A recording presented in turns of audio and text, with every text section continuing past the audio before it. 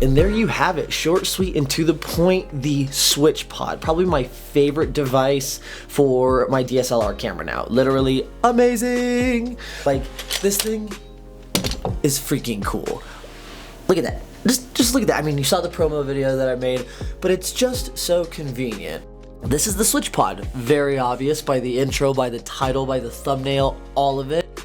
This is like what I am calling the death of the Gorilla Pod. Like, okay, so I've made a video about this in the past, about fixing your janky Joby Gorilla Pods, link below, whatever, and it's because they break all the damn time. The little ball heads in the middle, they crack, and then you just have this wonky piece of junk.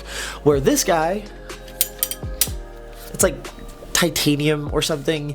It is strong, it is durable. I have seen people throw red cameras on their Switch Pods just to boast that they have a red camera, but bam. If you are vlogging, if you are a YouTuber, if you are doing mobile photography, cinematography, yada yada yography, this guy right here is literally freaking perfect. I am going to be spending a lot of time just kind of putting together clips and kind of rolling you through how I go about my day, how I use this, kind of where I can take it, just kind of how versatile it is. I think I will just kind of cut to some vlog stuff and just kind of let you check it out, kind of see what it's like holding the Switch Pod, having it in action, using it as a device. So let's just kind of go out, start the day, and get some footage. I will not be shooting on the 80D. I have the EOS sitting right there, recording you to me right here. But I will throw that on the Switch Pod and we will go out and we'll have an excellent day.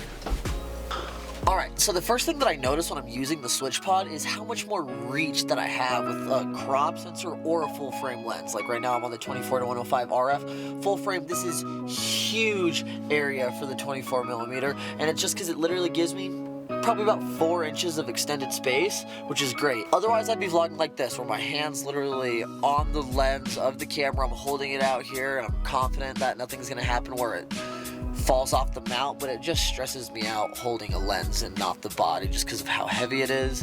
And I just, now if I set it down somewhere, I mean, I just don't have anywhere to, without it wobbling around. So that's just been able to make this lens really usable, is that I get this extra space. I don't have like the Gorilla Pod. Every time I open up a Gorilla Pod and try to set it up somewhere, because the mount cannot support the lens, it just starts bending and falling and dodging and weaving.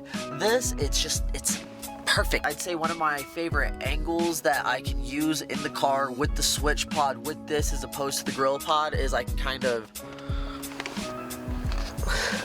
so I'll just have it on the ground doing my low angle drives, and then I just have like this really nice perspective where I'm talking down at you. That sounded fucking rude. Or I'm just like talking down into the camera, and it just gives just different angles, man. You gotta switch it up. So let's start my gym day.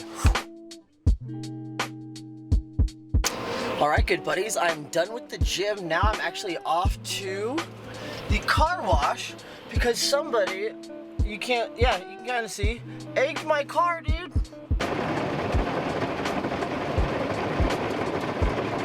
Alright, back from the car wash, all cleaned up, car's done, day's good. But this Switch Pod right here, I really do give it a 8 out of 10, 9 out of 10. It's a real plus ultra product for me if you're a My Hero Academia fan. References, but I think this guy is sleek, it's easy to use, it's very convenient. The footprint that it has inside of things like my backpack or my laptop case, it pales in comparison to the Gorilla Pod.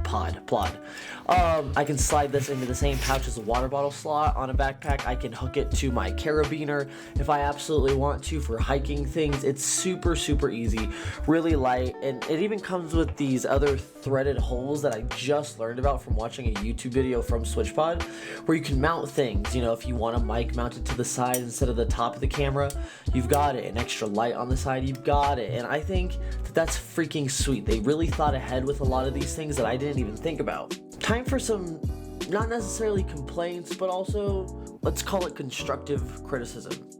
There are, I think, at least two things with the SwitchPod that I like, but would change and have just a little bit different. One is when the switch pod is in switch pod, mono, handheld, selfie mode, whatever you want to call it. I really do wish that the bottom would lock up, and I get it that it's super convenient to open and close this way, but there's just something about it where it feels a little loose at times, where I don't know if we could have manufactured something down here that would have locked and clipped this into place, or up here.